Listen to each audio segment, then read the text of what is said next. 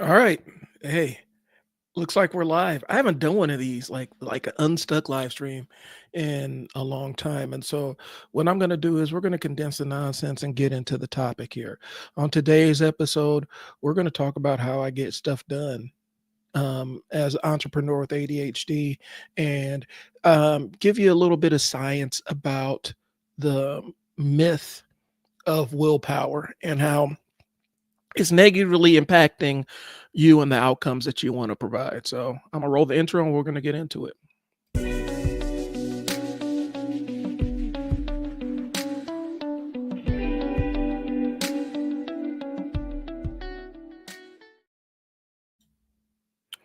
All right, so let me check my settings and make sure that y'all can hear me crystal clear first and foremost, because my stuff has been a little bit temperament. My setup's been a little bit temperamental.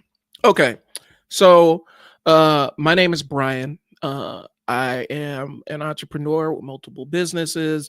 I also run a marketing company called I Sell Words, and I'm really trying to pivot into marketing coaching and business coaching. And I have a unique perspective because I have ADHD, and a lot of entrepreneurs do. But I'm leaning into it because I've learned that I need to work with it and not try to fight against it. So, um, this kind of this kind of spins us around to the reason why we're here today. Um, Let me go ahead and put my banners up here first of all.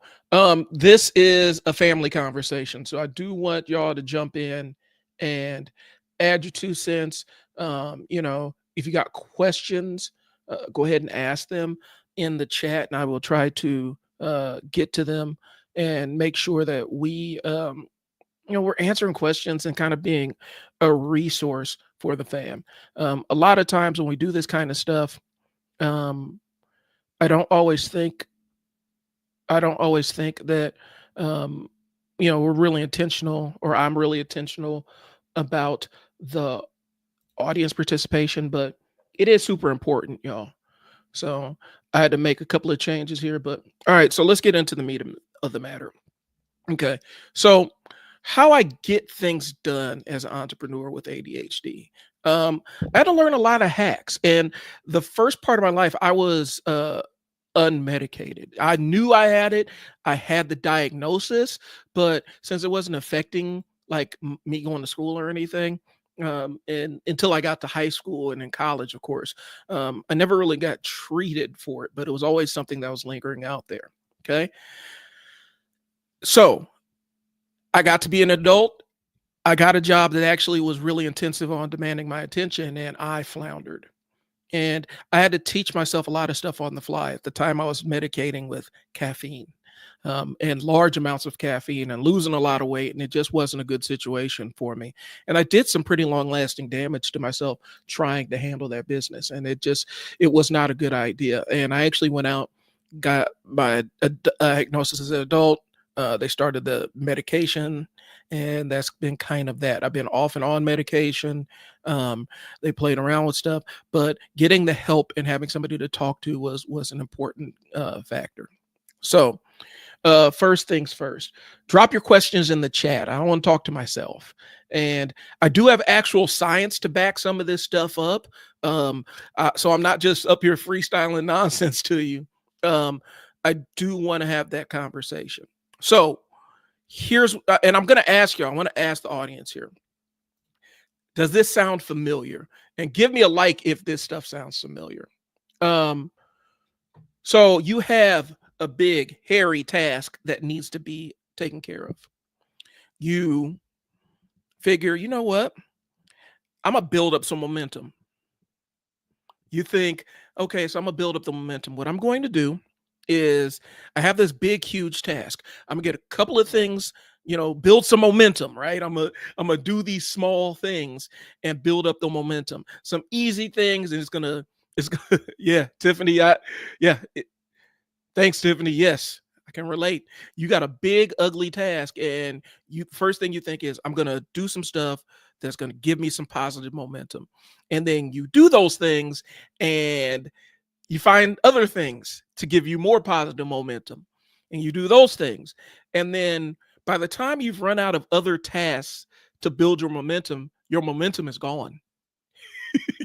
And then you go into beating yourself up, talking about how undisciplined you are, really being nasty to yourself because you thought that if I built this positive momentum, I can be like a ball rolling downhill and now I can move on and get the next task done.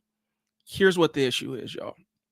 So, and I need y'all to understand this. And it took a while for me to understand this. First time I actually heard this, I was listening to, I think it was "You Are Not So Smart" by Dave McRaney. It's a book about cognitive science, and I recommend it if you want to listen to it. But it talked about the myth of willpower. And it's not a myth like it doesn't exist, but there's some mythology around it. And one of the things is we assume that people that are able to get a lot accomplished in a day have tremendous reserves of willpower. And um, because you lack willpower, you actually, a lot of people think they don't have the willpower because they don't have the mental fortitude, they don't have the discipline, and whatever. Here's what I'm here to tell you.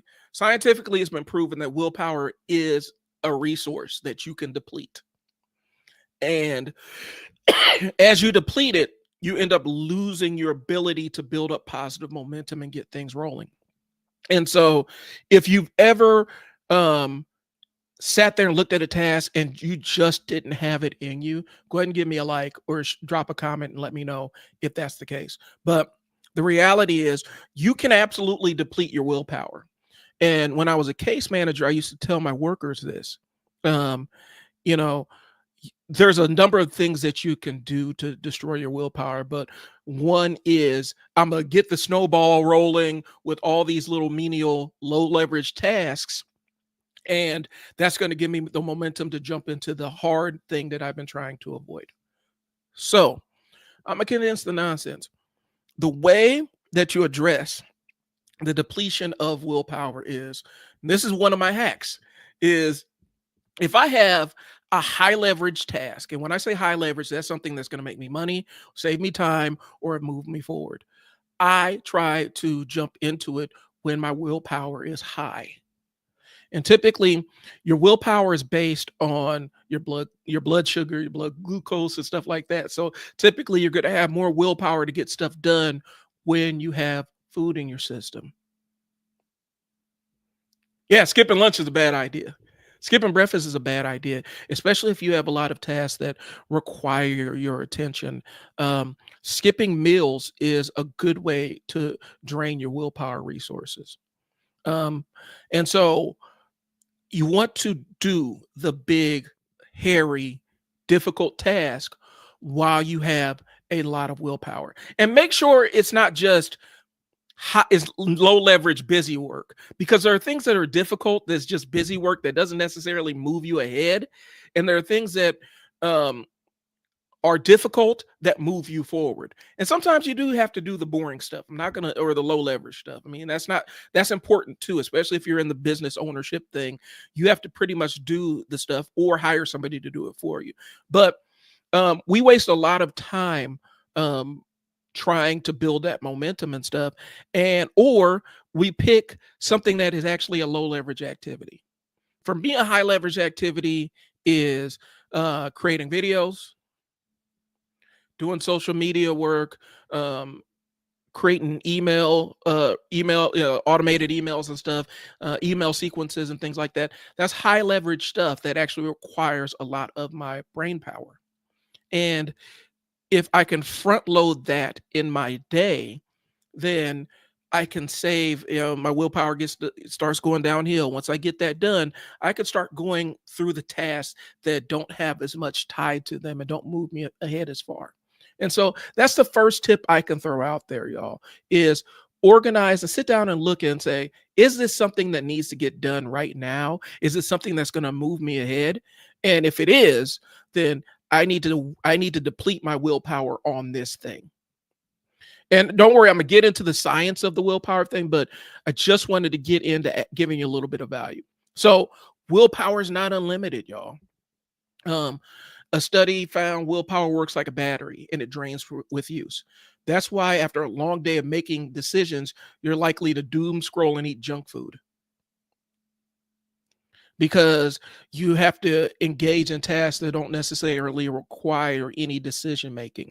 Um, Specifically as an ADHD, or I can hit that decision fatigue really fast. I can hit that wall super fast and super hard because I might make, you know, a couple of hundred or thousand decisions in a day. And it drives Brandy crazy. It drives Brandy crazy because she's like, "Well, what do you want for dinner?" "I don't care." And then her willpower has been depleted through her day, and then she doesn't know what to do, and so then we end up having the "what are we going to have for dinner" dance, and just making the decision feels like pushing the rock back uphill. And so a lot of times when you have one of those very difficult days full of making decisions, um, you feel tired, you feel wiped out, and you're like, "All I did was sit at my desk." Well, but you're still burning through your willpower, your brain thinking and making decisions. That does actually require your energy stores. It does challenge your blood sugar and makes you have to invest that into making the decisions.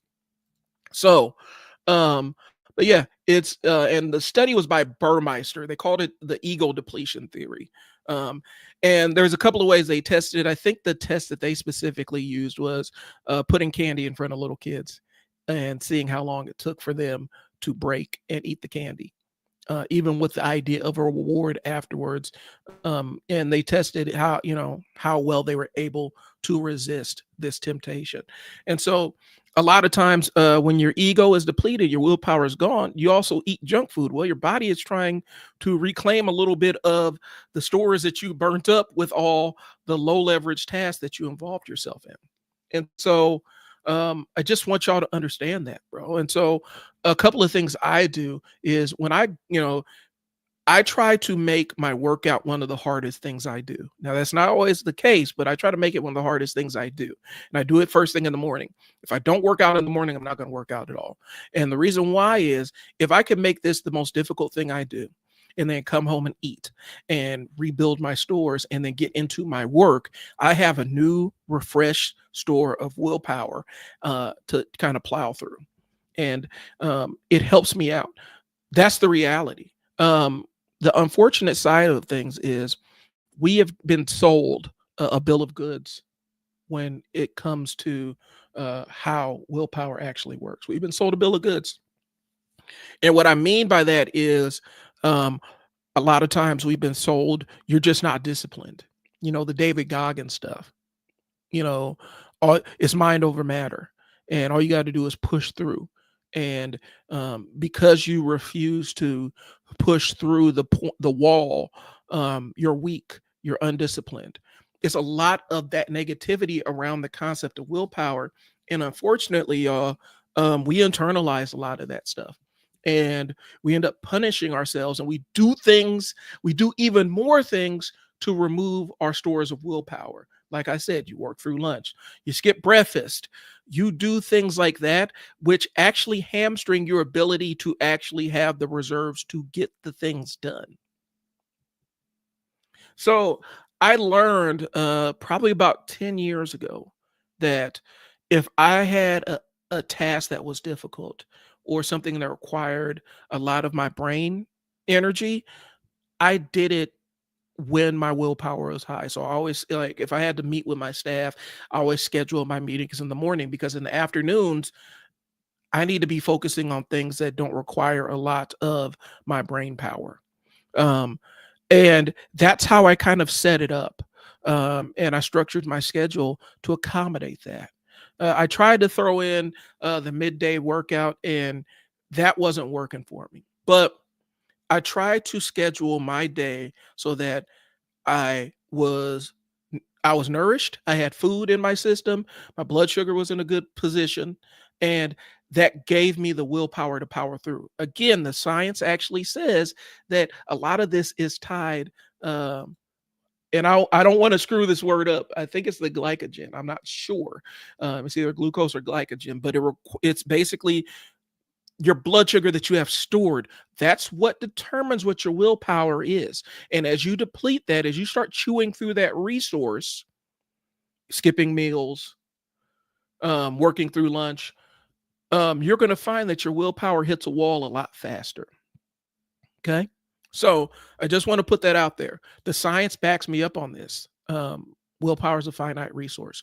And the thing I need you to do as your coach in the box on the screen, the thing I need you to do is stop beating yourself up because you feel like you lack willpower, because that's not what the case is. You're just not taking advantage of the times that you do have with willpower and scheduling your tasks in that manner.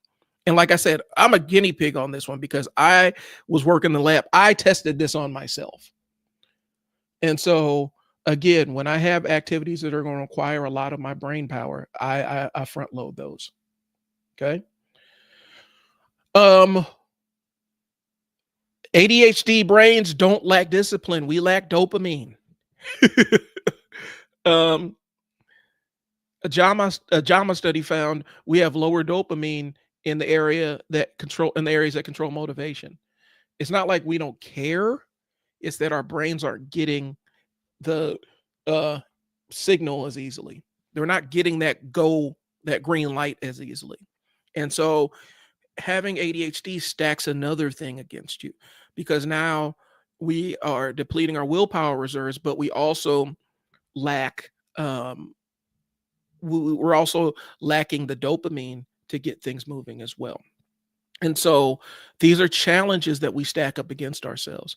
And I'm gonna be honest with you. I know, and I don't know if there's any official science behind this, but this is me just spitballing here. I have a feeling that a lot of business owners probably, if they haven't been diagnosed with ADHD, um, they're just waiting for a diagnosis. Okay. So I'm going to run this down here regarding the willpower thing. Willpower runs out like a battery. And the only way that you improve, if your phone's battery is dying, how do you fix it? If your battery is running out on your phone, what do you do? What's the next step for you? You got to recharge it. And there are simple ways to recharge it. Um, and but if you're low on battery, you put on the battery saver. If you got an Android, I don't know about iPhones if they have that capability, but you have to put on the battery saver and find ways to save your energy until you're ready to engage with that big, hairy, ugly, difficult task. Okay. So it runs like a battery. And I think a lot of times we mistake, we pretend like when the battery runs out, we think that it's a lack of discipline, and it's really not. So but yeah, it's more like a phone battery. The more decisions you make or self-control you use, so if you're using your self-control, the more it drains. That's why by the end of the day, you're likely to procrastinate and make impulse choices.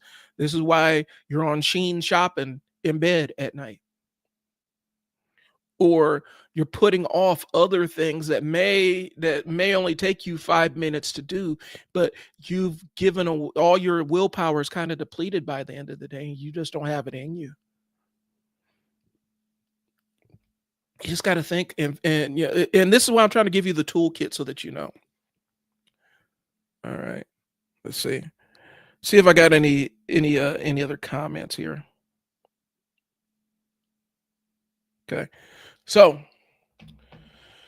um ADHD isn't a willpower problem, it's a dopamine problem. So we just lack the areas that control the motivation. So sometimes it's just hard to get started. And once we get started, it requires so much willpower to get started that we burnt through half of our stores. Half of the willpower reserves, we burnt through half of it just getting things started. And it's not like we don't care. Our brains just aren't getting that go signal as easily. That's why things like urgency, deadlines, and fun rewards, they kind of help us lock in. Okay. Too many decisions can absolutely nuke your productivity. If you ever feel exhausted after making a bunch of choices, that's decision fatigue. All right. So here's an example.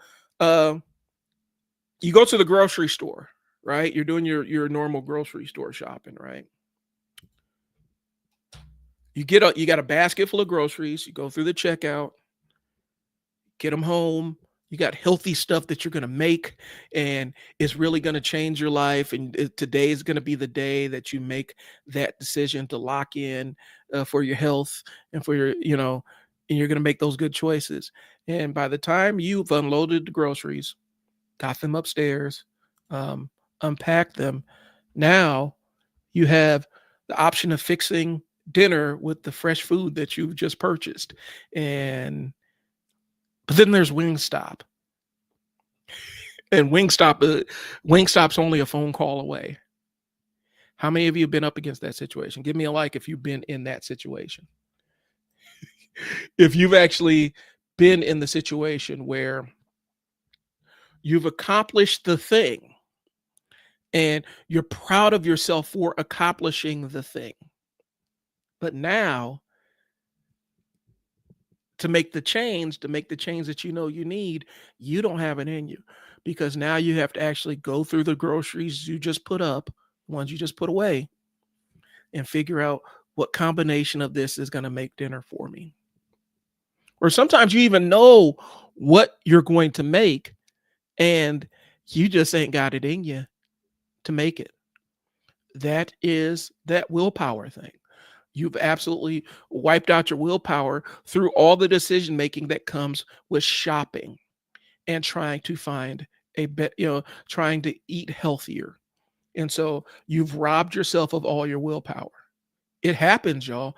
And um, it's not necessarily a knock on you or an indictment on you, but we take it as an indictment. We beat ourselves over the head for not being better. And it sucks. And sometimes I think we're really mean to ourselves when it comes to that kind of stuff. But yeah, you get home from the grocery store, you don't feel like cooking, bro. You're not going to cook any of that stuff. You had all the ideas, and you can cook tomorrow. You can always cook tomorrow, but Wingstop is tonight, because that's a low leverage decision that you can make. It doesn't require any willpower. It's something you like eating, and you can order it and then go pick it up. Or if you have the disposable income, you can have it DoorDashed or Uber Eats over to you. So that's what it is, y'all. But yeah, too many decisions will absolutely nuke your ability to be productive. Okay. Um, there's a hack that they call body doubling, and I need to read up a little bit more about this. But there's a science behind why body doubling works. Studies show that we're more likely to focus when somebody else is around. Our brains treat it like a form of accountability. That's why co-working sessions actually work. You bring in another person, you're able to work next to one another, you're able to accomplish a lot more. And so sometimes even just being on Zoom and having another person present, that can benefit both of you.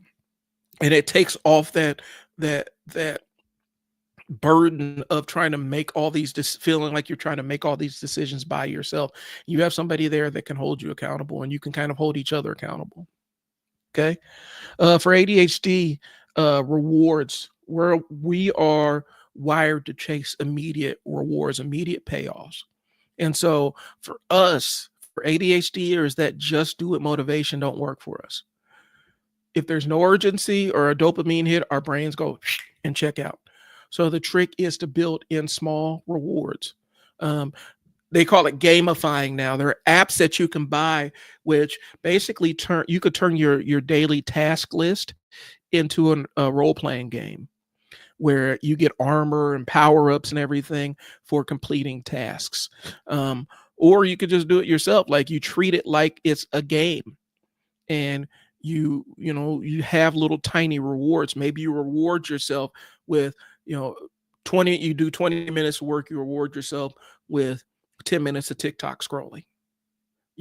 Things like that you actually enjoy, and mixing those throughout your day so that you're just not locked into that I just need to go do it kind of things. Because the reality is, you're just making it harder for yourself, and then you end up beating yourself up because you're not able to accomplish the things that you had on your task list.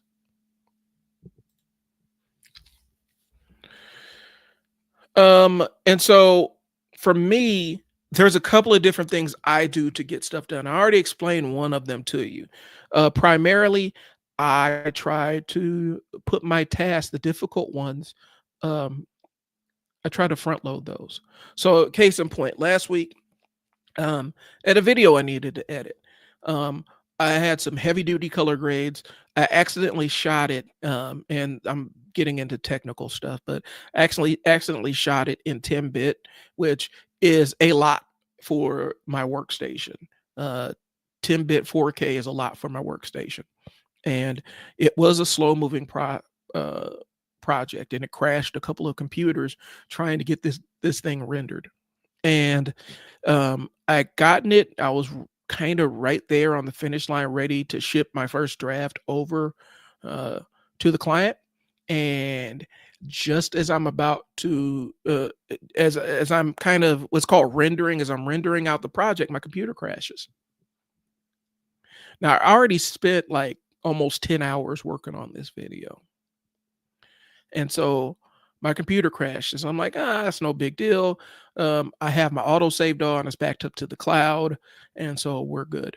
I turn, computer restarts, and I reopen the video editing software I was using, and my file is gone. And I start going through the menus and everything, the autosave feature. When I updated the software, the autosave feature got turned off. And for whatever reason, it wasn't updating to the cloud. And so essentially, I had lost this video project that I had put 10 hours into. And my thought initially was, okay, well, I still have the clips here, so I'll just start over again. And I started laying my clips out again and dealing with the computer kind of gagging on the video files. I used a codec that my computer did not like. For video nerds, you guys understand this. So I lost 10 hours of work, and I'm like, I'm gonna just jump right in, and I'm gonna use the momentum after picking my kids up from school, and I'm gonna just power straight through. And it did not happen. I did not have it in me to restart that entire project from the beginning. And what happened was I had invested. The reason why I started and I made that the main project of the day was I wanted to start attacking it while my willpower reserves were high. And um, by the time, because I'd eaten breakfast, I'm sitting down, I'm doing the things I'm supposed to do to make sure that my willpower is high. And I start chewing through this thing. And of course, you deplete your willpower as you do things that require your focus and your discipline. You have to make decisions. Okay, artistic decisions. Does this clip go here? How do I lay out these graphics and the whole thing? And I completely exhausted my willpower by the time it was time to go pick the kids up from school. And trying to restart, I didn't have it in me. Um, and I just had to suck it up, shoot a message over to the client saying, "Hey, I was planning on sending the draft to you, but this is what happened, and I'm still looking for the draft, but I'm gonna have to. I need this weekend to get this thing caught up." And so a 10-hour day, and I kind of beat myself up about it a little bit, but I realized I'm not necessarily perfect with this either, and I actually understand how there's a physical element to willpower and ego depletion. And still, I struggled with it. So, if I've known this for the last 10 years and I've incorporated this into my workflow and my style of getting things done, and really making sure that I am taking tasks on when I have my high willpower reserves and my blood sugar, the glucose in my blood is high. Um, yeah, it, I don't think that if I'm still struggling with that, this is still going to be new for you, and I don't expect perfection, y'all, and you shouldn't either. You shouldn't expect that you're going to implement this perfectly. Give yourself peace and be kind with yourself as you're incorporating this, and understanding that, especially if you're a high achiever, old habits die hard, y'all.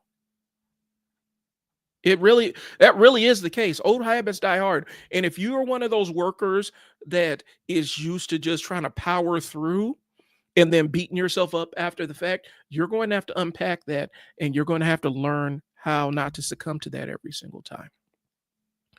And be kind to yourself and sit down and think, okay, I feel like my attention is drifting and my willpower to do this difficult thing is drifting away. Have I eaten recently? Do I need to go grab an apple or some grapes or something? Um, some complex carbohydrates so that I can restore my willpower. This is a little bit of biohacking, y'all. And if y'all don't know what biohacking is basically you're trying to get the optimum out of your body through the things that you ingest. And sometimes eating a piece of fruit is the thing that is enough to replenish your willpower. Sometimes eating a piece of candy is that thing that could get you right back in the groove. Chewing that piece of gum, getting that burst of sugar is enough to get you to power through that difficult thing. So, that's one thing. And I'm going off script a little bit here because I do need to talk about the things that I actually use, the tools I actually use, because it's no benefit for me to sit up here and just tell you about the science of it um, without telling you what I actually do. And so I'm gonna be honest with you. So my typical workflow for stuff, like if I have a video, like if I'm doing video work, um, one of the things I normally do is I actually use a lot of AI tools, and I use them in a very specific way. So please don't come kill me if you are anti AI. So I want you to open up your ears and just give me a chance. Give me a second here, because I know a lot of people have been see AI as the great evil, and one of those people is a person I love more than anything else. My daughter sees AI as the great, unending, unyielding evil that will swallow us and destroy all of us. And so um, I'm saying that to say this, y'all. The tools I use is AI. Initially, before AI, before all this other stuff, it was post-it notes. My office was covered in post-it notes, and also digital notebooks, like Google Keep. That was my online brain where I could just dump my ideas and I didn't have to carry them around in my head. And I don't think some of y'all understand how powerful that actually is. Um, Offloading the stuff that's normally in your skull to and outsourcing it and putting it somewhere where you don't have to actively have it bouncing around in your skull is a lifesaver. And so I use a lot of digital implements to help me out. I try to use notebooks. Notebooks don't work for how my brain works. Yeah, I will write it in this notebook, and then my ADHD, I'll lose the notebook and get a new notebook, and then write this thing in the new notebook, and then I'll find the old notebook and write the stuff in the old notebook. And so I can't use physical notebooks for tasks that I actually need to remember. It's very difficult for me to do that. And so as such, I use like Google Keep. I think Apple has a Notes app. I use a lot of digital implements to offload stuff that I need to remember, offload ideas that I need to actually spend some time and sift through. And so I have numerous lists. I like Google Keep specifically because it works the way my brain works, which is it's almost like digital post-it notes. And I can make things in the tech checklist, and I can give tasks different priorities and stuff. And so I use it. I've been using that since my case management days, when it came to figuring out what staff needed to have supervision, who I needed to go out with to supervise them. And so I would use that app to help me stay on task. Okay. And so that was one of the things. And I'm gonna spin the block and get back to the science piece of it, but I'm actually telling y'all the tools that I actually use. And so here's what my workflow is, y'all. I do a live stream. I'll make it dead simple for you. I'm doing the live stream, right? Y'all see me doing the live stream. After the live stream, I'm going to download this video to my computer.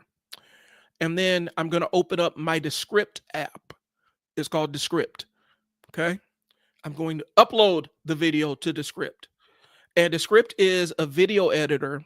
It's not the one that ate my project, and I probably should have been using that one primarily. But the script is a video editor that transcribes and and so it'll transcribe your entire video, and then you're editing the video as simple as editing the document. Now it costs money, but it saved me 24 hours a week of video editing because I'm producing a lot of videos right now. And so I used the script to help me out. And the script has some AI tools in it. Okay. And so what I do with that is um, I can tell the script, and I rarely use this one. I like to do the edits myself, but if I'm running short on time or my ego depletion's kicking in, willpower starting to go out the window, the script has an AI feature where I can tell it, edit this for clarity. And it will absolutely take that document and take that video and filter out all the ums and ahs. I can tell it to get out filler words or repeated words. There's a lot I can tell it to do. I can tell it to make a highlight reel, um, and it will do all of that for me. And then normally after that, I take it to like, I've been playing around with DaVinci Pro. Normally I use Adobe. I'm trying to get away from Adobe because it costs too much. But and so I take it to a bigger video editor, do color grades and graphics and stuff like that. But so record the video, live stream, go to the script, chop it up into an actual podcast format, with a clear beginning, middle, and end. Cut out the fluff, cut out all the ums and ahs, and then at that point, once that video is done, I put it on YouTube. And the video gets, give it about a day to get traction, to get my initial analytics on it. And then the next thing I do is I copy the link to the video and go to another piece of software that I pay money for. It's expensive. I'm not going to say it's not, but it's worth it. And I go to another piece of software that I pay money for. It's called Opus Clip or Opus Pro. And what Opus Pro does is it'll take a long form video and chop it up into reels or videos for TikTok. It'll take it and make it a vertical video or transcribe it, and it will give you captions and titles and stuff. I don't always like the captions and titles it gives me, so since it actually does transcribe and it will put the little captions on the bottom of your video, what I do is I will copy the transcript from the clipped video, and drop it into Chat GPT and say, okay, so now give me a title and captions for these social media platforms. And then I use those captions because I can upload directly from Opus. I use those captions and titles, and then I share the video, and Opus allows you to share to multiple platforms. But that's how I use AI in my workflow so that I don't have to burn up reserves of energy for a lot of this thinking. And right now I'm producing like 3 or 4 shows, y'all. And so producing and distributing 3 or 4 shows. And so these are the things that help me keep things in order. And one of the dope things about the AI video clipper tool Opus is I can cut vertical videos. I can cut like horizontal videos. So if I do a 2-hour live stream, I could take that 2-hour live stream and cut 10 minutes, cut it into 10, 15-minute segments, and then use those as traditional YouTube videos. And Opus will rate, how well they think the video, how coherent it is, and talk about the different points you made and stuff like that. And that saves me time too. So I create the content in long form and repurpose it, and I get about 20 TikTok, Instagram clips out of it, and then maybe 6 or 7 YouTube videos out of it. And that comes from a long form video.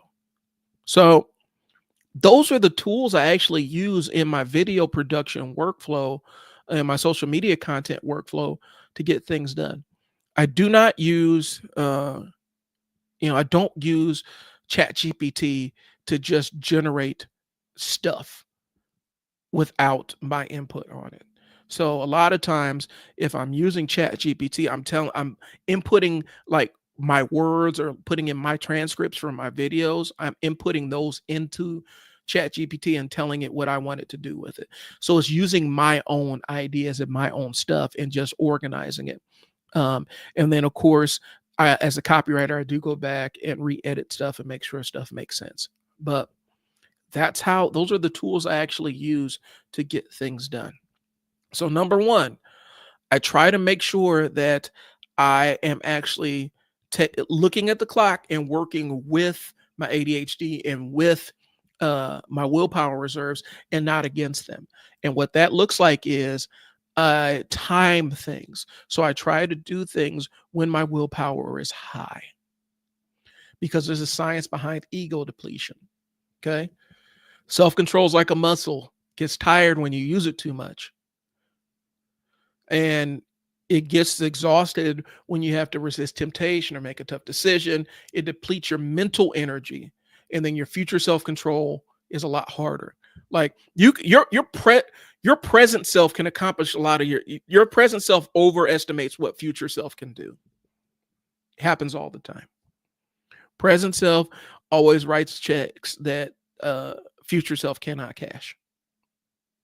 So your present self has a lot of high expectations for future self, and then when future self doesn't live up to those expectations, then past self is mad at him. That makes sense. So whenever you resist temptation or make a tough decision, it depletes your mental energy and makes future self-control harder. So if you try to resist eating a cookie, you're more likely to procrastinate on your work later because you've tapped into your self-control and depleted a little bit. There was a study, the cookie versus the radish, and participants had to resist cookies and eat radishes instead. Wait a minute, let me see how I'm trying to make sure I have the study right because I'm looking at my notes. Participants who had to resist cookies and eat radishes instead gave up faster on an unsolvable puzzle than those who ate cookies. This suggests that willpower had to be depleted. So essentially, what they did was they took a bunch of people, put them in a room, and they put a plate of radishes on the table, put a bunch of cookies on the table. And if I remember it correctly, they actually had people work on these puzzles, and they say once you complete this puzzle, once you complete this puzzle, you can have the cookie. But the caveat was, and what the researchers knew was the puzzle was unsolvable. And so they gave them radishes to eat while they're working on the puzzle, and they had to actively resist eating the cookie. If they ate the cookie, the thing was over and they lost. And they realized that willpower is something that can get depleted. And then there are studies about thought suppression. People were told not to think about a white bear struggle to control their emotions later on in tasks. So it just little tiny innocuous things that you think are small deals actually drain your reserves of self-control, your reserves of willpower. Okay. So a little bit of the neurobiology, the prefrontal cortex, which controls the decision-making and self-regulation, that plays a role. And so glucose consumption, yeah, it was glucose. It wasn't glycogen. Ooh, I might have to edit that one out. Glucose consumption was initially thought to be linked to self-control depletion, but later studies have questioned this. So it's a little bit up in the air. But for me, the thing that has worked for me is making sure that I am nourished when I need to do tasks that are difficult or require a lot of my brain power. Skipping meals, even just a small snack to pick those glucose levels up has helped me out. So even though they're saying, later studies have questioned it, for me in my own little, anecdotal world, that's been the key, is making sure that when it's time for me to make difficult decisions, I actually have I've had food in my system or I have something to snack on. Okay. Studies have failed to replicate the classic ego depletion findings, but it cast doubt on the original theory. Again, take it with a grain of salt. For me, it's worked. Newer research suggests ego depletion is not just about willpower running out, but also motivation. So people may conserve effort when they don't see a benefit to persisting. So, and a lot of it still has to do with what you believe. If people believe willpower is unlimited, they don't experience ego depletion as strongly. Um, I'm sorry if I ruined that for you. I'm here to tell you that willpower is not unlimited. Sorry. Um, but the way that you can use this is break your tasks into chunks to avoid burnout. You boost your motivation by reminding yourself of your awards. You reframe your effort. If you see self control as unlimited, you may perform better. I don't necessarily agree with that. Um, I think what that sets you up for is kind of a negative spiral, where if your willpower will runs out, if your self control runs out, then you start beating yourself up. And take breaks and manage your glucose levels. Healthy snacks can help. They say the effect is debated, but for me, it's worked out. So, um, that is a little bit of the science behind it. I gave you some of the tools that I use to process stuff. Um, you're gonna have to choose your own adventure on some of this stuff, y'all. I'm gonna be really honest with you. You need to find the system that works for you. And I think maybe that's probably the most important thing I can give y'all moving forward is you're going to have to actually find the thing that works for you. So if Google Keep doesn't help you warehouse your ideas so they're not bouncing around in your brain and you don't have to actually try to think about them and sort them, find something that does. Sometimes it's going to be writing in a notebook. Sometimes it's going to be putting in your notes app. There are recording apps. When I'm driving, I will use Google Recorder to record and transcribe my thoughts because a lot of times my thoughts bounce around in my brain and it does make me tired. It does reduce my ability to focus later on. And so I outsource that stuff.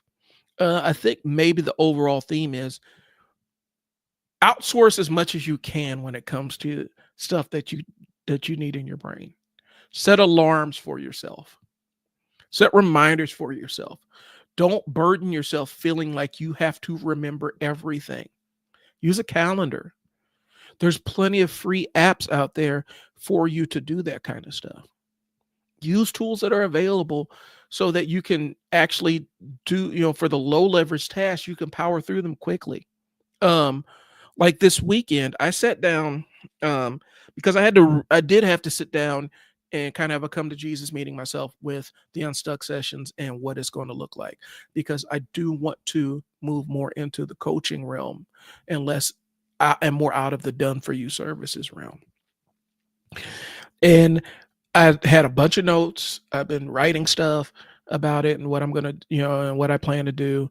I do have like a little ebook that I've written and stuff like that, but I needed a path, and so I took all my notes and basically dropped them into, I think it was Manus. That Manus was the one I used this weekend. It's AI, that you have to get beta, you have to get access for. But I put it in there and said, organize this into a cohesive roadmap / business plan for me, so that basically I had it organized my thoughts. And 20 minutes later, Manus spits out an 80-page PDF with steps and action steps and tasks and all the other stuff that I put in that created it for me and gave me a roadmap. That is an entire week's worth of work that was completed in about 20 minutes. And I didn't have to think about it. It allowed me to do other things. Find the things that make your life easier and stop beating yourself up for finding the hacks and the shortcuts. So that's what I'm going to tell you. I'm going to get back on script here. Okay.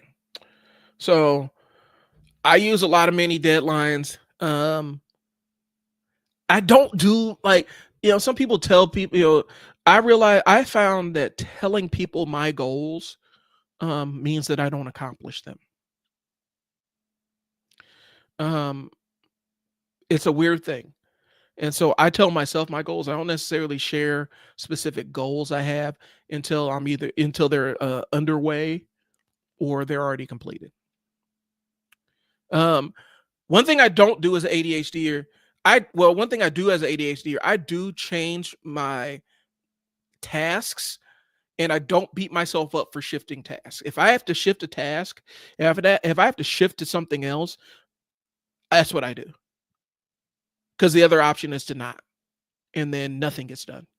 So I do shift tasks. I do, if I'm working on one task and um it's one of those things where I have time, I'm not up against a deadline, but but I feel like my willpower is flagging.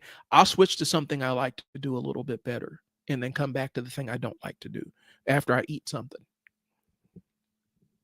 It's just giving myself grace and not beating myself up because I spent so many years kicking myself for this stuff. But yeah, creating novelty. I do things that I like to do. If I'm bogged down in something that's not as fun, I will give myself a break to work on stuff that I like to do. Okay. And then also prioritizing sometimes, because sometimes, you do have to do where the rubber meets the road kind of thing and say, if I do not get X accomplished, then I cannot do Y. And that's where I determine how much leverage a task actually has. If me not doing X prevents me from getting further down the road, and because I don't do X, I can't do Y, then that's a high leverage task that I need to put some uh, uh, intention into. Okay. And I know that I've lost people here through the live stream. I apologize, y'all. Hopefully y'all can catch it on the replay. But I do want to ask y'all in general, what are some things that you do? What are some hacks that you have to get things done? And what's your biggest struggle with getting things done? Drop it in the chat. If you actually want to have the conversation with me in a coaching capacity, where I can kind of give you like super concrete things to do and start figuring out your workflow and identifying what your next important task is, that's what the Unstuck sessions is about. Unstuck sessions has you figure out what the highest leverage task is so that you can get it started, and help you get the tools so that you can get started and then implement. I call it my Unstuck process. Um, Initially, it starts with the sticking points meeting where we assess where are the things that you're hung up on. And then we start putting plans together on how to get those things done. It's simple. Sometimes you need an outside person to help out with it. The brain that created the problem isn't the brain that can solve the problem in a lot of instances. And you need to stop beating yourself up for that. So we can work on it and troubleshoot together. I'm here for questions now. Like I'm here to take questions. If there's anybody in here that has questions, drop them in the chat and we can absolutely address them at this point in time. So I'm gonna stay on and see who pops up. Let's see.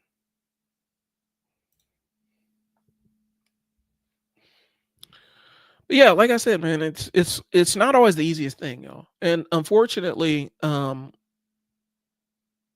of the things the ADHDers do, and I know I do this too, sometimes you get addicted to low leverage busy work just because it's easy and doesn't require a lot of you. And by getting caught up in the cycle of low leverage busy work, you end up robbing yourself of your stores, um, and your energy to actually get important things done. Like I said, I know for a fact that if I have something that is difficult, that's not exactly entertaining or fun, um, I got to do it in the morning. I have to do it first thing in the morning when I get up, um, because I need to do it before my desire runs away. And by afternoon, that's when my desire for things to get done goes. I have a very difficult time with afternoon meetings. I do. Um, I I can do meetings up till about maybe 3 if I don't have to pick the kids up, and then after that, I'm kind of burnt. And so nighttime meetings don't always work for me. Um, it's very difficult for me to put my thoughts in a straight line as the day goes on. That's just how my brain works. And I've had to learn how to embrace that kind of stuff. I have to learn how to embrace how my brain works instead of punishing myself for how my brain works. And I'm not perfect by any means, because there is an element where I do struggle with beating myself up for things that I've not done or incomplete tasks I have hanging out there. So I'm a work in progress with it too. All I can do is give you the things that have worked for me. Let's see. Um, if this helped, share it with another ADHD entrepreneur. That's who I really want to engage with. That's who I really want to coach and who I want to work with. But I'm not just for ADHD entrepreneurs. I'm for entrepreneurs that are stuck. And what I mean by stuck is you don't know what your next step is. You don't even know where to start. You need to book a time with me and sit down so we can figure out how to get you moving. And if you got any productivity struggles, um, shoot them to me and I can cover them on a later live stream, because I'm planning on doing this pretty consistently um, on Mondays, because it used to be Tuesdays were my day. But me and Fearless have the Trial and Error podcast live stream on Tuesdays. And so I figure, since Monday is kind of the day I have in my calendar for personal branding stuff, I figure that this is the perfect day to sit down and actually uh, start over with the Unstuck sessions.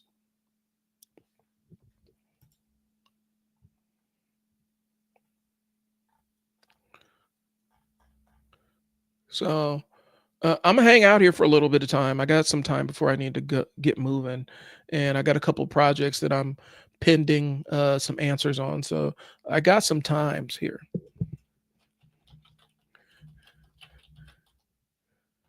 Um, like I said, if you got any questions, drop them in the chat. I'll be glad to answer them on the stream.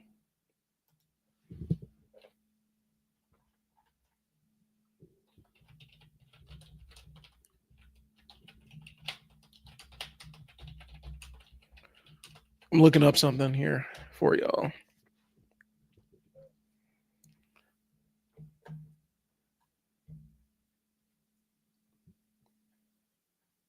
So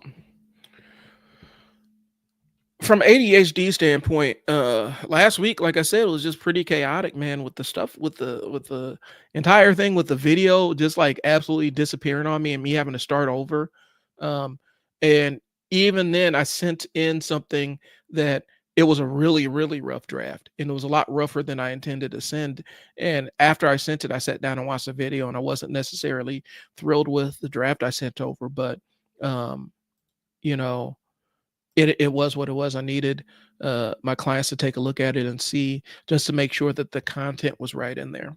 And so now I got to go back and redo this video um, and finalize some aspects of it. It was a difficult thing, but it worked out, man. Like I said, all this stuff, all of this stuff with ADHD, it does sort itself out. And if you survive till adulthood, by whatever means you survived with ADHD to adulthood, um, it's a victory for you. And so now the burden is just finding the ways to um, maximize and get better and expand. Um, like I said, I think we do a lot of beating ourselves up for tasks that we haven't completed. Um, and I don't think we're really kind to ourselves when it comes to that stuff. So, I mean, it is what it is.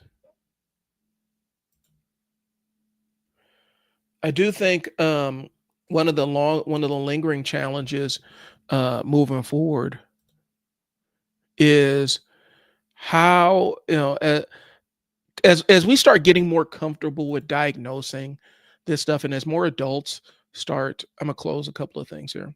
As more adults start getting really comfortable with embracing aspects of uh, you know neurodivergence, um, I feel like, especially our generation, the baby Gen Xers to old millennials, um, I think we're gonna have to have real conversations about how the most productive of us manage to get things done, um, and some of the mental toll that is taken on us, um, because it does take a toll. I think that's one of my biggest issues is um, the way we talk about neurodivergence, ADHD, autism, all the things. The way we talk about them, um, we talk about it like, well, we do the ADHD as a superpower thing. It's not necessarily a superpower; it just gives you a different way to perceive and think about things. Um, And so I don't necessarily want to say it like gives you superpowers, because when we start talking about ADHD as a superpower, that's when I start thinking of like that movie with Dustin Hoffman, Rain Man, where they reduced him essentially to a plot device, and removed a lot of the humanity out of him, because he was coded as autistic. And I don't necessarily like that side of it, but I do think as we get older, we're going to have really strong conversations about neurodivergence, because we're in that first generation where it's okay to be autistic. It's okay to have ADHD. And, after getting told my entire life by, uh, you know, people who I respected and loved, teachers and whatnot, that, oh, well, you're just using it as an excuse. I heard it from supervisors. Oh, it's just your ADHD is just an excuse. It's not an excuse. Well, I mean, it's the reason why, um, you know, it's the reason why I'm here putting in 12-hour days to get all the stuff done that I need to get done. But it also is the reason why, when it came to my specific residential program that I was managing, it's the reason why mine was quiet, even though I had the toughest kids. Mine was quiet because I was there most of the night. But I do think we are going to have to start getting comfortable having some of these conversations again. And because there's a lot of people who are my age who never got diagnosed with ADHD, who've absolutely struggled with it their entire lives. And um, when they look back on some of the wreckage that has been left, um, you know, they end up beating themselves up, and they don't want to get diagnosed because they're like, well, I don't need the label or whatnot. It's not, to me, it's not a label. It's, this is what's going on, and then I can adapt tools to um, live with it. That makes sense.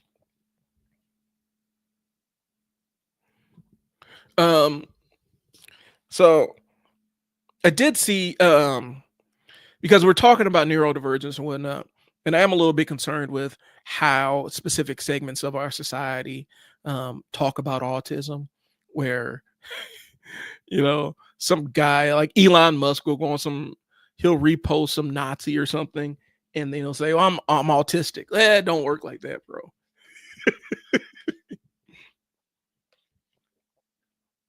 Some incel will sit there and do this "I hate women" screed, and then say, "Well, I'm autistic, so you need to understand it don't work like that. Neurodivergence don't work like that." I feel like we don't have, you know, or with RFK thing, where he's talking about, I've seen autistic kids banging their heads up. There are plenty of autistic people who are just out here living their lives, and what they don't need is to be erased or talked about like they have some dread disease. Um, you know, where some of these parents, where the worst thing in the world is for their kids to be autistic, they're still kids. And it's just a different way of processing and a different way of uh, exploring the world. We just need to adapt to it as parents. We need to find ways to adapt to it and give them the tools so they can be as successful as they can be, you know, and not treat it like it's this dread thing that, oh, how did we get cursed with this? It's the same thing with ADHD.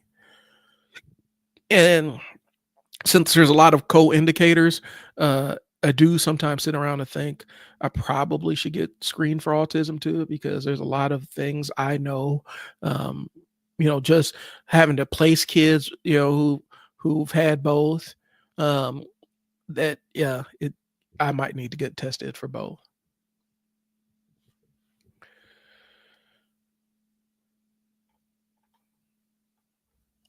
And I, I'm saying this to nobody, but for those that don't know, and I think there's a lot of us that don't know. A lot of people don't really know how ADHD works. We just hear it as a buzzword, and we don't necessarily understand what it actually implies. Um, it's not a deficit; it's a regulation disorder. For me, it's attention management disorder. I can absolutely laser focus in on things that I find engaging. I can talk to you for hours about comic books and sci-fi movies, pro wrestling. I could talk to you for hours about that stuff. I can talk to you out for hours about marketing stuff because that's an interest, that's passion of mine. I have no problem focusing on things. I just don't have any control on the things that I focus on. Hyper focus. That's why they say ADHD is a superpower, because sometimes when you're able to hyper focus, when you get to that hyper focus mode, and I've been there, I can zone into that pretty easily with editing videos and stuff, or looking up, researching things um, that I care about.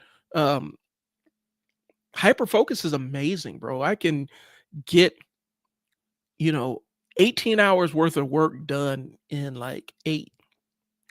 Now, by the time I get it done, I am dead to the world. I'm done. I'm donezo for a couple of days, bro. And I experienced that last week where I got a lot accomplished. I wrote a book. I'm dead serious. I wrote a book, um,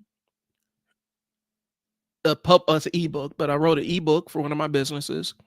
Um, Created an entire marketing campaign behind it, email sequence, landing page, all that stuff.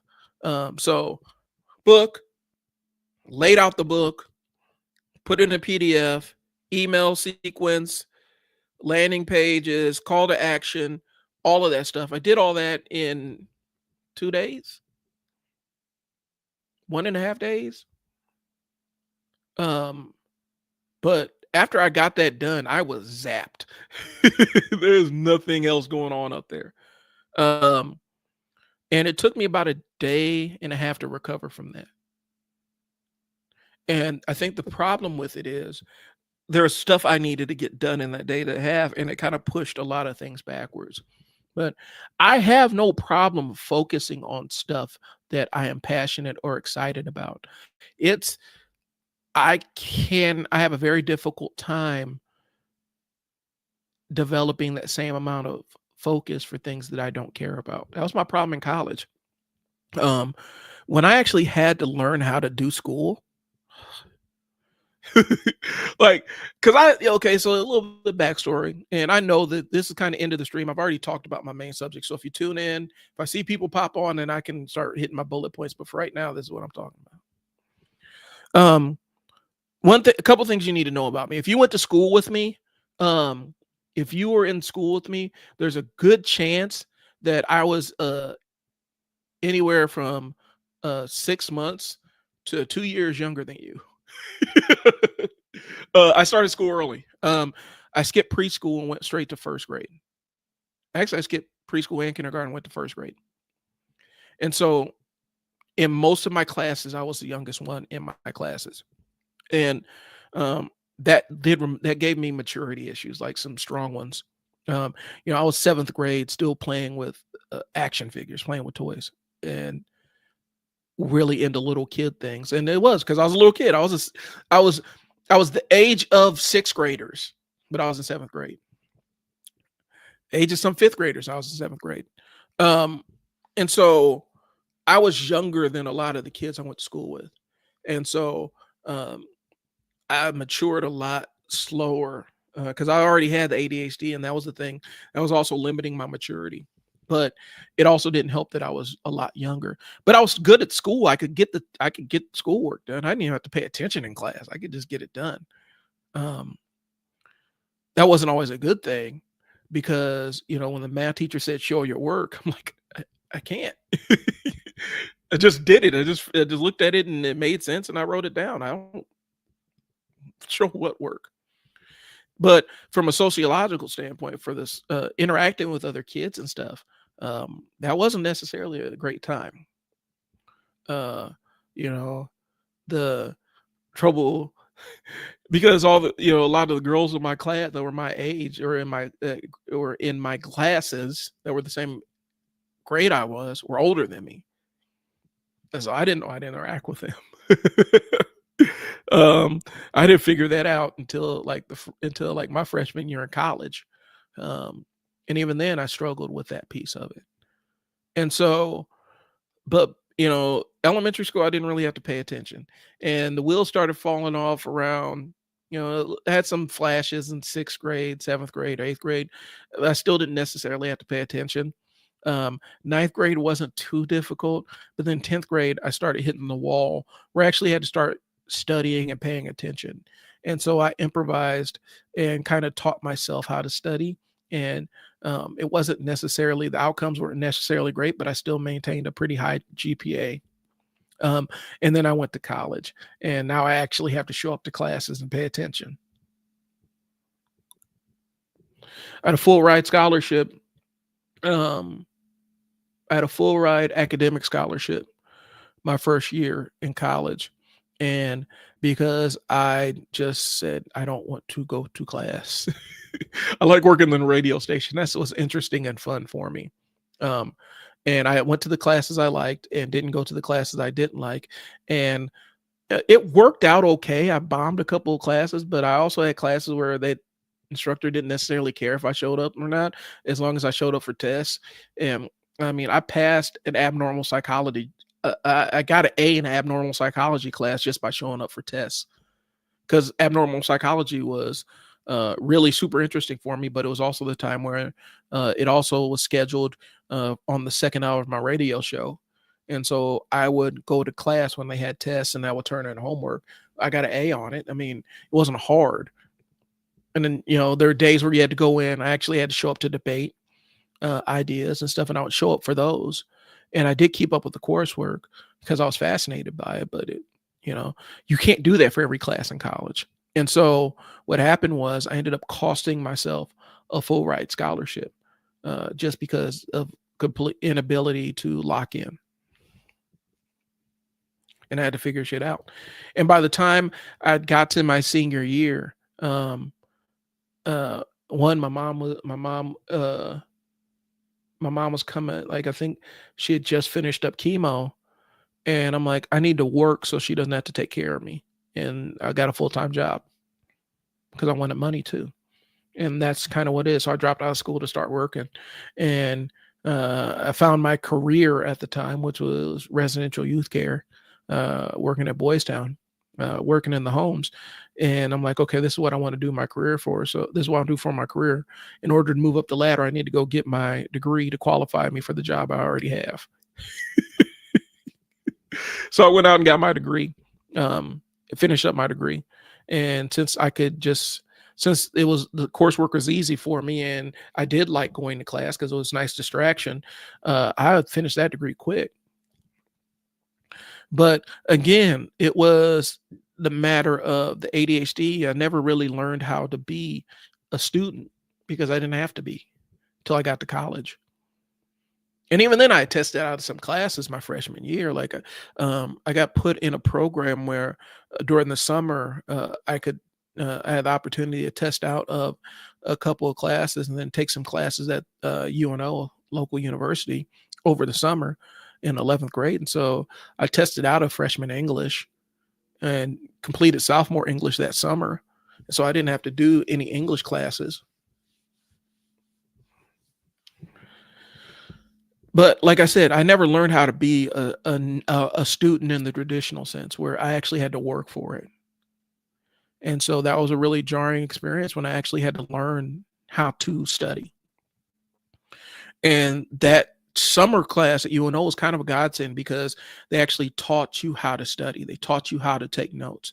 And so I used that. I was able to use some of that my senior year to make it out of school. I graduated with a pretty decent GPA and stuff, but Was nowhere it was nowhere as high as it could have been, y'all. I'm just being honest with you. There was a degree of underachievement, and I had to reckon with that. Like uh, there's an entire arm of underachievement that I kind of went through, yo. Like, and I still struggle with it because I know, in a lot of senses, I underachieved for a lot of things. You know, a lot of things that I was probably capable of. And I had to square myself with that, y'all. I mean, if we're being really honest, if I'm being really honest, y'all, um, you know, I did uh underachieve a lot of stuff, and so I always have that regret, that tinge of regrets, about what could I have accomplished if I had my ADHD under control when I was in school. Probably could have been a lot further. I probably would have had a master's degree. Um, and I was on my path. I'm not going to bullshit you. I was actually planning on getting my master's degree. I'd done most of the coursework when I was working at Boys Town. Um, just by virtue of having my staff in the office, I would help them out if they had their masters or whatnot. And I was gonna on my way to get my master's in clinical counseling. I'd done most of the reading on my own.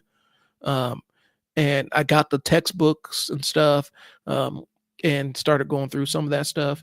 And one of the crazy things was, I um,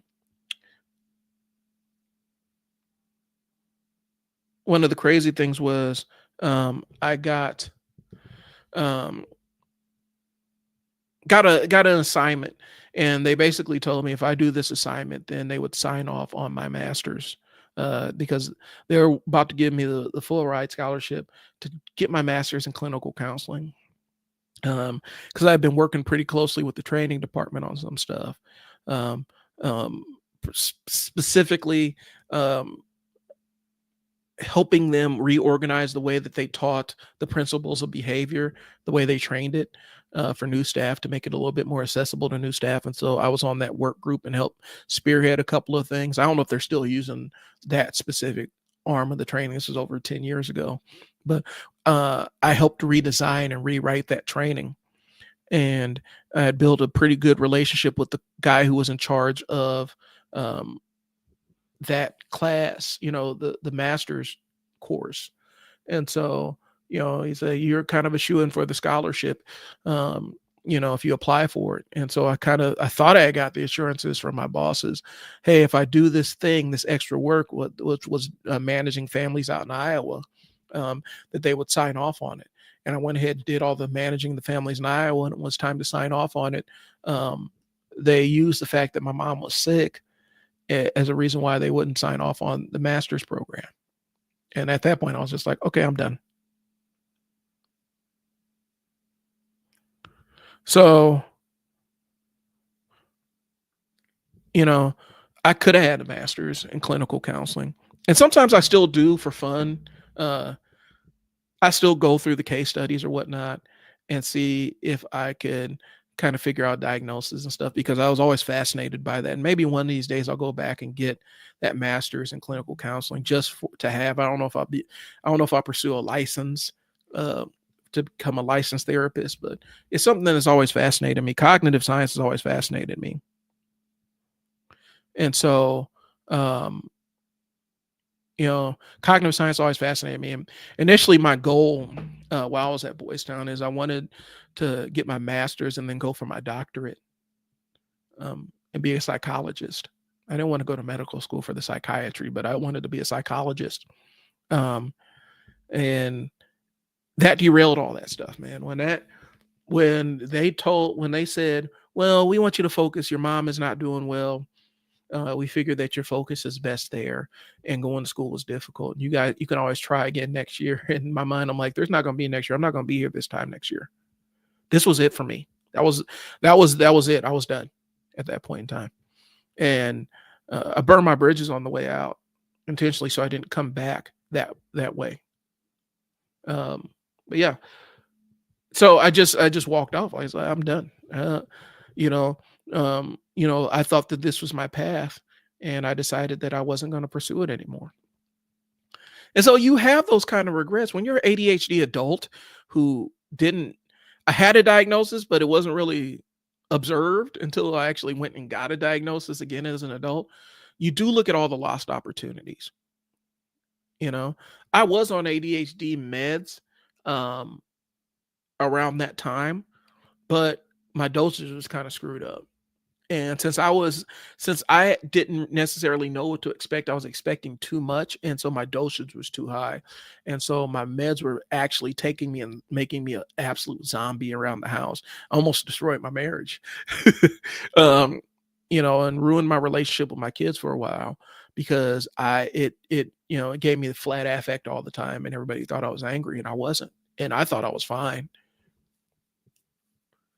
But I came off meds, went through life without meds, and recently went back on a different, non-stimulant stuff, and that's kind of where I'm at right now.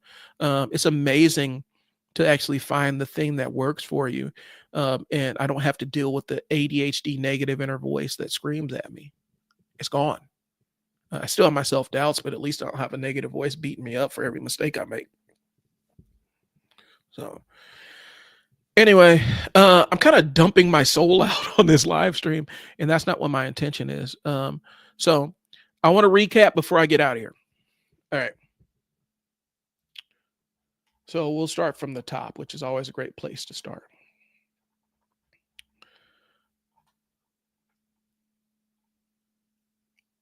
So first things first, willpower is a limited resource. The mythology around it is the fact that all you need is, strong discipline and you can power through anything. And there's been studies, Burmeister study, and the Burmeister study has been challenged a couple of times. Um, take it for what it's worth, but it found that willpower is like a muscle. It can get fatigued the more you use it. If you spend a lot of mental energy resisting things that you want to do or making decisions, you will absolutely drain your willpower and you'll have less for tasks that actually matter. And so, and ADHD brains have another thing layered on top of that, which is the dopamine. And so we have the ego depletion and the dopamine issue, and it's kind of a double whammy. And so it's really important to be cognizant of where your willpower sits and what your willpower reserves are before you take on difficult tasks. Everybody has stuff that they have to do, but being smart about when you start it is an important thing. Make sure that you're nourished. Make sure that make sure that your glucose is up. Make sure that you have food, because as you deplete your glucose, you deplete your willpower. That's what the study says. Now, there have been challenges since then, but I found that that's how it helps me get things done, because I started realizing that my willpower was this thing that I can absolutely drain. And when I had my staff at residential and working, doing family support work, I would absolutely let them know, like, your willpower is a finite resource and you need to find ways to reserve it at all costs.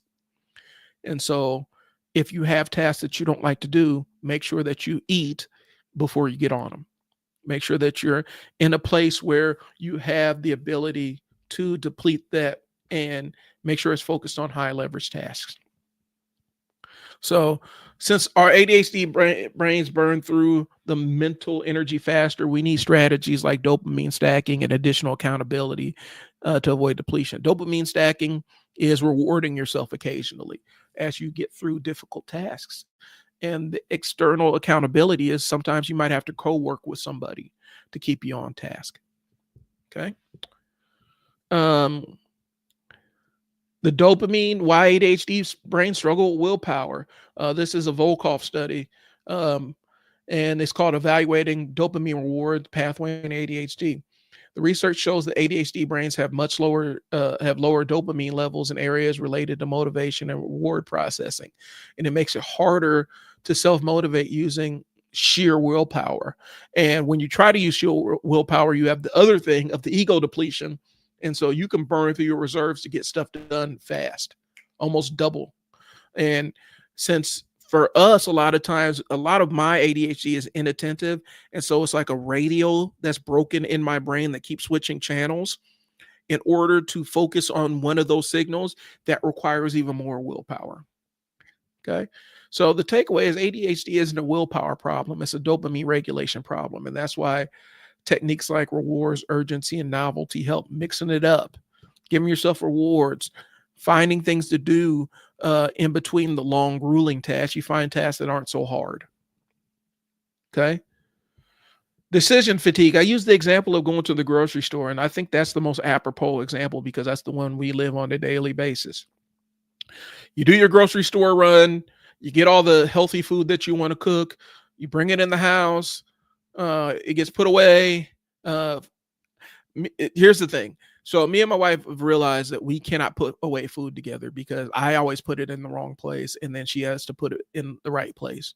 And even if I think I'm putting it in the right place, it's the wrong place.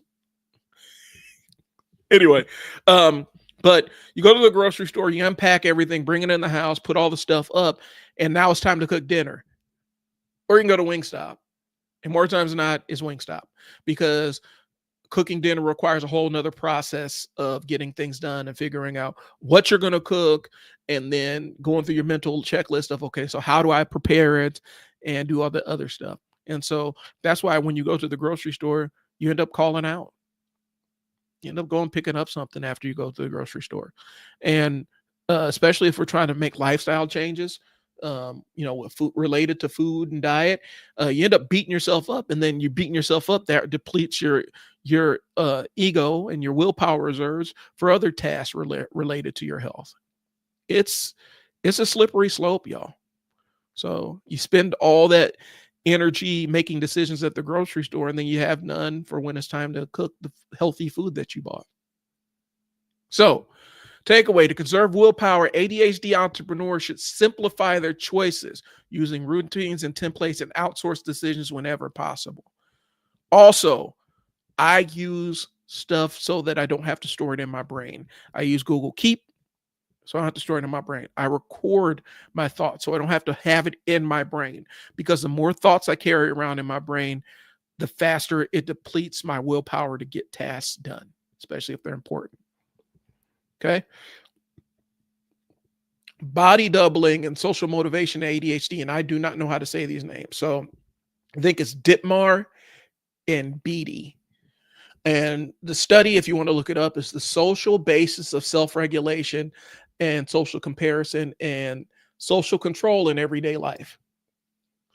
Research suggests that having another person present, even virtually, so you can zoom in, can help you increase your focus and motivation, and it supports the idea of body doubling. Takeaway: ADHD brains respond well to external structure, making co-working sessions and accountability partners productive. Now, here's my caveat to that.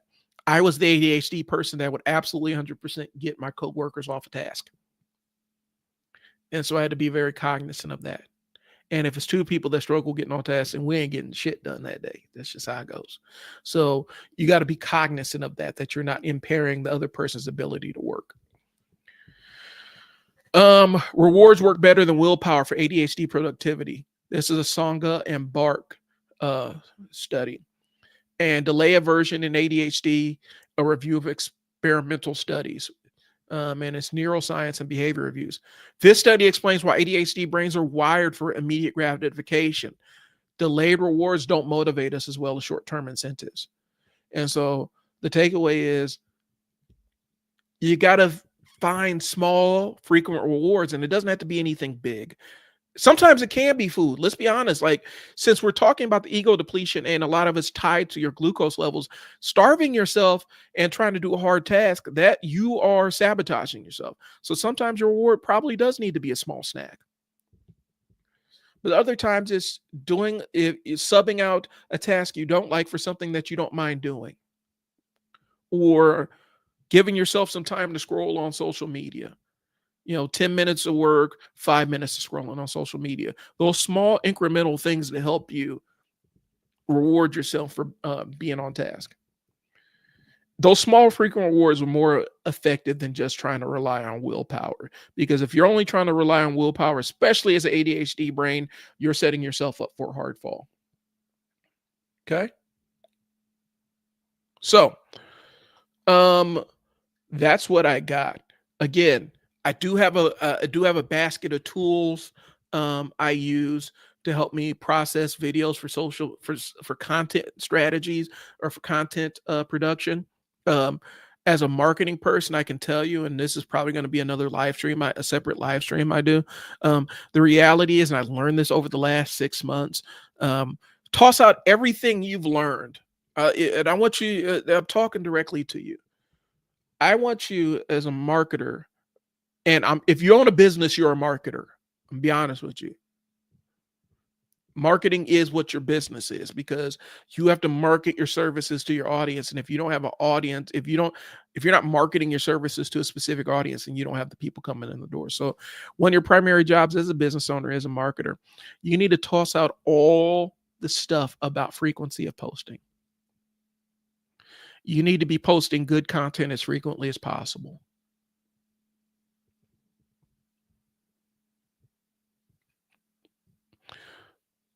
That's how you win the game. Be posting good content as frequently as possible. And then when you have a real winner, that's the one you decide, that's the one you can boost on Facebook or, make into an ad on other platforms. But you need to be posting great content as much as possible. And so I have tools to help me do that. There was a run where I was posting 7 days a week on multiple platforms for 4 different brands. And we saw explosive growth in a couple of those platforms because it was high quality content we were banging out. Okay. So if you tuned in the live stream, what I talked about, you can go through the replay. There's a whole section that I sat there and talked about just being an ADHD kid and coming up through school. But we'll kind of go through the points, and then I'm gonna log off here. Okay. Bet. So I talked about restarting the Unstuck live stream. I talked about I think Mondays is going to be my day around 1. Okay. I want more questions. I don't like talking to myself. Comments, questions are always welcome. Okay. I appreciate y'all for that. 2, I talked about the myth of willpower and why it fails ADHD brains. Willpower is not unlimited. And there's studies to back it up. There's studies that have disproven that. There's studies that have reproven it. But in my application, willpower is not unlimited, and it is tied to, they've been able to tie it physically to glucose in your blood and in your system, I should say. And that means that if you're struggling to stay on task or struggling to complete something and you feel like your willpower reserves are going away, then you probably need to eat something. Grab some grapes, an apple, a banana, something, a handful of crackers, something to give yourself that jolt, and that can help you extend your willpower a little bit. But after a long day of making decisions, or keeping yourself focused on a task keeping yourself focused on a task, you will drain your willpower reserves. And then the fact that ADHD brains also have problems with dopamine, it could be a deadly combo for any tasks that need to get done. And so everything that you do taps into your willpower. Every decision you make taps into your willpower. So the way I short circuit that is I front load high leverage tasks. That's not just busy work. High leverage tasks are things that actually move the needle or create money, create business, move me closer to the finish line, not just busy work. I say the busy work if the busy work doesn't create substantive changes, but I still have to get it done, I put those for the times after I get things done, after I get the high leverage tasks done. I don't do, and I've learned the lesson, and I'm urging y'all to stop doing this too. If you have a big, hairy, ugly task, the idea that you need to get momentum up to get that task completed, that's robbing you of your willpower. I would jump right into the task instead of finding other tasks that aren't as hard to get completed, because now you're robbing yourself of future willpower. That's just my takeaway. Okay. ADHD brains don't lack discipline. We just lack dopamine. Okay. And decision fatigue makes it worse. It's the reason why you go to the grocery store, shop, and buy all these brand new healthy foods. And then you get home and you unpack everything, and then you don't have the energy or willpower to cook. And then you go to Wingstop, and then you beat yourself up for the rest of the night. It's a simple through line, and I'm trying to draw it for you. And decision fatigue can wipe you out. So if you're in a job where you have to make a lot of decisions throughout the day, or you're a parent, you have to make a lot of decisions during the day, decision fatigue will wipe you out just as well as any other task, being on task. And task avoidance can wipe you out too. The back and forth of, I want to do this task, I can't get started. I want to do this task, I can't get started. That beating yourself up, that will drain your willpower too. The cheat codes, there's a couple of different cheat codes. Some of these I've used, some of them I have not used, but I've heard. The dopamine stacking is pairing boring tasks with fun things, having music, getting up and moving, having tasks that aren't as boring, filtering, finding time, rewarding yourself with scrolling through TikTok after, do 20 minutes of work, 10 minutes of TikTok.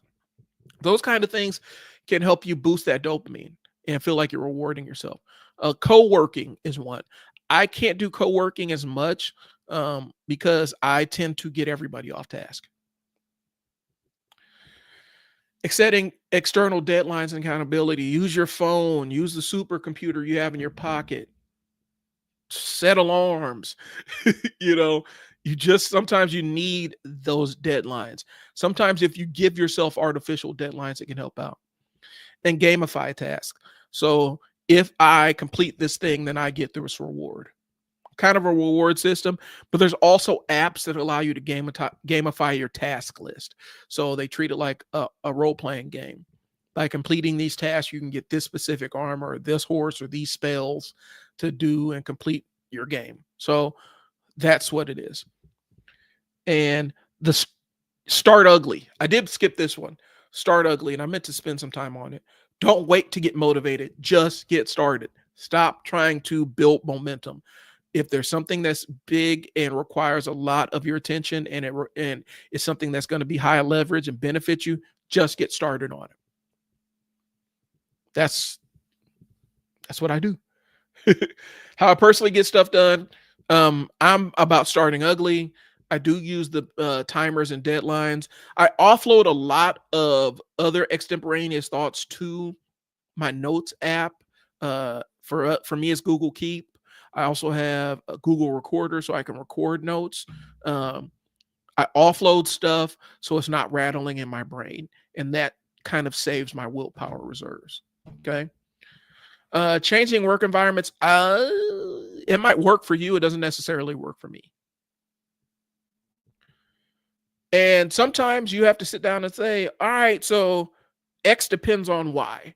If I do not get X done, or Y depends on X. So if I don't get X done, I cannot move on to Y. And you got to be that black and white with the thinking. I have to get this thing done to get the thing that I want to do. Okay. So that's personally how I get shit done. I've given you some tips and tricks. If you got anything, drop them in the comments. Again, my job and what I want to do, and I'm about intentionality this year. And my motto, or my saying for the year, is clarity is a gift. And so I want to be very clear and transparent.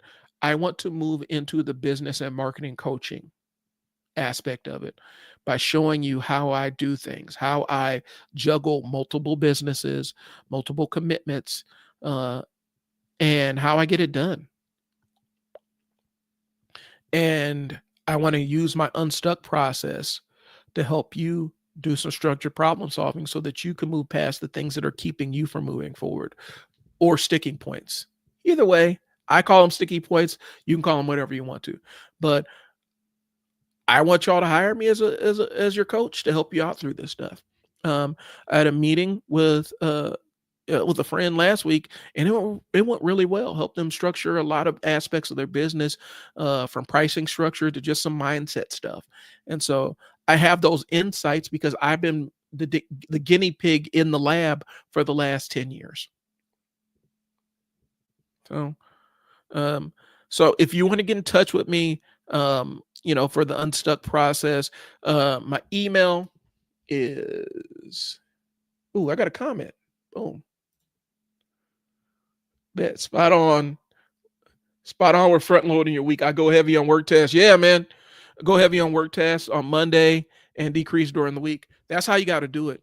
Um, for me, because like I even put my workouts in the morning, bro. Like I say I make the workout the hardest thing I do. So if I had to pull 600 pounds off the floor, ideally that's going to be the most difficult thing I do. Everything else is a cakewalk. I can come home, grab something to eat, and start on my task, and then I kind of reset the counter on my ego depletion or my willpower. And ideally, like I said, willpower is a finite resource. Um, it's tied to blood sugar, it's tied to glucose, and so sometimes, uh, a lot of times, it's I just need to grab something to eat. I need to put I need to eat an apple or some grapes or whatnot so I can lock in on this thing. But yeah, front loading your week is a great way, and it allows you to get your high leverage activities done because we're in a world where we're so busy, and a lot of it's artificially busy. It's not real busy. It's fake busy. And a lot of these tasks that we have to do aren't things that are going to produce major results at the end of the day or at the end of the week. And by front loading the things that are actually going to be transformative, you can either outsource the things that aren't, or you could save it and you're not wasting willpower on those and forestalling your ability to do the big, hairy thing that needs to get done. So, yeah, front loading is probably the biggest hack that I have. And I don't do the momentum thing. I don't do uh, I need to get my momentum up I need to get my momentum up by completing this individual task. It doesn't work, man. So thanks for tuning in, John. I appreciate the comment. This is the stuff I'm looking for. This is the kind of interaction it helps me out. So I'm not just yelling into the void. But yeah, I don't do that. Oh, I'm getting my momentum up. I'm gonna do this, this, this, this, and this. And then by the time I get this, and this done, I have nothing in the tank to do the thing that actually matters. And for me, the thing that actually matters is creating email sequences, writing landing pages, shooting videos. Those are the money making tasks. Uh, you know, building payment portals, building offers, products, and stuff like that. Those are the things that actually do move the needle. The marketing and the product stuff. And those are the things that actually do. And so those are the things that get priority. And then the small tedious tasks, I do those at night, or I do those when the other stuff gets done. Because if you don't have a priority, it's easy to, a lot of times, if everything has a priority, nothing has a priority. And sometimes what people's priority for you isn't necessarily really a priority. It's just busy work. So, but looking at the clock, I'm gonna go ahead and get moving. I think next week, um, and I do have a whole master list of stuff here, but um, next week, I think we're going to talk about building marketing systems. So, though that's kind of what I have next on the agenda. Um, I really do appreciate y'all tuning in and joining me on this journey. Um, Let me see. I do have some other topics here that I wanted to kind of get into. And it wasn't marketing systems. My fault. Yeah. So I think the first thing is marketing for ADHD entrepreneurs, and how do I keep it simple? And so I'll walk you through my whole process. I mentioned it here, but I actually have a workflow for you and how I actually keep my marketing simple. And a lot of it, spoiler alert, a lot of it has to do with recording for a long time and then chopping it up into bite-sized segments, so that I don't have to record as much. So that's what I got. I appreciate y'all's time. If you got any questions, hit me up. You know how to reach me. Shoot, jump in the inbox. If you're interested in booking a sticking points meeting, if you have something that you need to get done, or something that you don't know how to get started, Sticking points meeting is the way I can help you out, and we could talk about it and determine what are the things that are keeping you from moving forward on your business strategy, product design, business launch, however you want to go forward with it. I appreciate y'all tuning in. I'll see y'all next Monday. Actually, I'm gonna see y'all tomorrow because me and Fearless have the live stream, and I think me and Mo might have a live stream on Friday. So you'll see plenty of me. I appreciate y'all tuning in, and hit me up to get unstuck. Talk to y'all later. Peace.